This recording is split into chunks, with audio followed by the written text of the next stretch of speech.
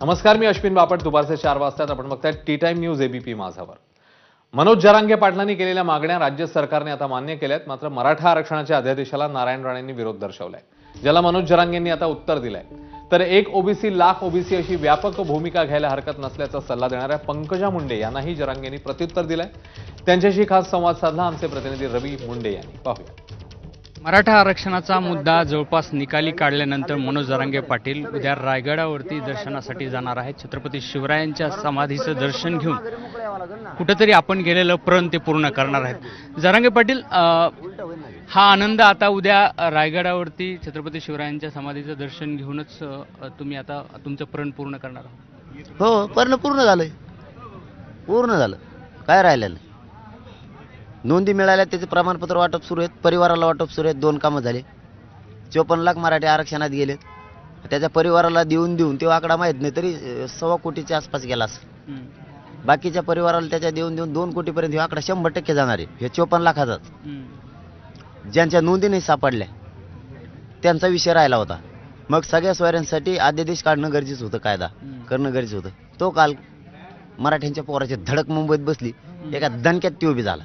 100% लढाई मराठ्यांनी जिंकली. तर फी काही नाही, गप्पा आणणारे घरात बसून उगा शेंगा ठोकी ते कामं धामाचे. इकडे आंदोलनात यायचं, मरमर करायचे, दिलं सोडून. तिथं अभ्यासक झालेत काय, याचे काय अभ्यासक झाले रे तुम्ही?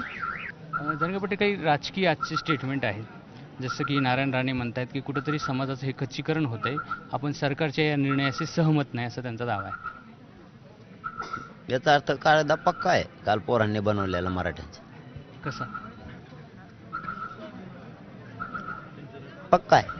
अच्छा, कालचा प्रचंड मोठा कायदा आहे. मग त्यांचं असं वक्तव्य आल्यामुळे 100% पक्का आहे, कायदा पक्का आहे. खूप मोठा होता हा विषय. पंकजा मुंडेंनी तुमचं ओबीसीमध्ये स्वागत केलेलं आहे आणि तुम्हाला एक आव्हान केलेलं आहे की आता 1 ओबीसी लाख ओबीसी तुम्ही म्हणायला हरकत नाही, असं त्यांचं म्हणणं आहे. हा, एकदा सगळ्यांना मिळून द्या ना. एकदा सगळ्यांना मिळालं मग आपण तीच घोषणा देऊ. तुम्ही थोडं प्रयत्न करू लागा सगळं राहिलेल्यांना मिळायसाठी. सोबत घोषणा देऊ आपण सगळ्या, काय अडचण नाही. आमचं काय कोणी, आम्ही कोणावर नाराज नाहीत ना, त्यामुळे आपण सगळे सारखेच. फक्त त्यांना आता राहिले थोडे, तर त्या राहिलेल्याच्या मदतीला या म्हणा, तुम्ही काढू लागू लागा थोडे तेवढे. ओबीसीचे नेते कोणी व्हायचं? नाही बाबा, ते कोणी व्हा, मला नाही, मला काय नाही व्हायचं. हा, मला कोणी नाही व्हायचं. आता उद्यापासून पुढचा टप्पा काय आहे तुमचा? उद्या मी 29 तारखेला जानेवारीला रायगडाकडे जातोय. 30 तारखेला सकाळी रायगडाच्या पवित्र गडाचं मी दर्शन घेणार. 31ला घरी जाणार? हो, 31ला घरी जाणार. हे आंदोलन सुरूच आहे, इथंच राहणार. ही अंमलबजावणी होईपर्यंत सुरूच राहणार आहे? हो, जो कायदा बनवलाय हा मराठ्यांसाठी खूप हिताचा आहे. मराठ्यांचे पोरं खूप मोठे याच्यापासून होणार आहेत.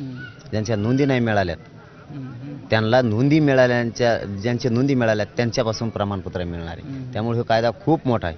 हे अशक्य शक्य झालेलं आहे. मराठ्यांच्या मोर्चामुळं लाखानं करोडोनं पोरं मुंबईत घुसल्यामुळं हे शक्य झालेले. त्यामुळे त्या कायद्यापासून प्रमाणपत्र कायद्याची अंमलबजावणी करून प्रमाणपत्र देण्यात यावं. त्यासाठी एक पत्र फक्त त्या कायद्याच्या फायदा झाला बघायचा, बस एकच. नसता हे आंदोलन आम्ही आजही स्थगित करू शकतो, आम्ही जिंकलेलो आहे. फक्त त्या कायद्याअंतर्गत एकच पत्र बघायचं आम्हाला, बस काही नाही बघायचं. एकच की याला दिलंय, याच्या सोयऱ्याला याची नोंद याच्या सोयऱ्याला दिलंय, बस एवढं एकच बघायचं. मग आम्ही तिथून पुढची घोषणा करू आणि विजय कार्यक्रमाची ही घोषणा करू. खरं तर मराठा समाजाने संपूर्ण विजय संपादित केलेला आहे. मात्र एक प्रमाणपत्र मिळाल्यानंतर आपण ह्याचा शेवट करू आणि दुसरी दिवाळी करू, असं देखील मनोज जरांगे यांचं म्हणणं आहे. कॅमेरामन धनंजय दारुंटेसह रवी मुंडे, एबीपी माझा, आंतरवली सराटी. तर सरकारनेच मराठा समाजाला कुणबी प्रमाणपत्र देण्याबाबत अधिसूचना काढली आहे.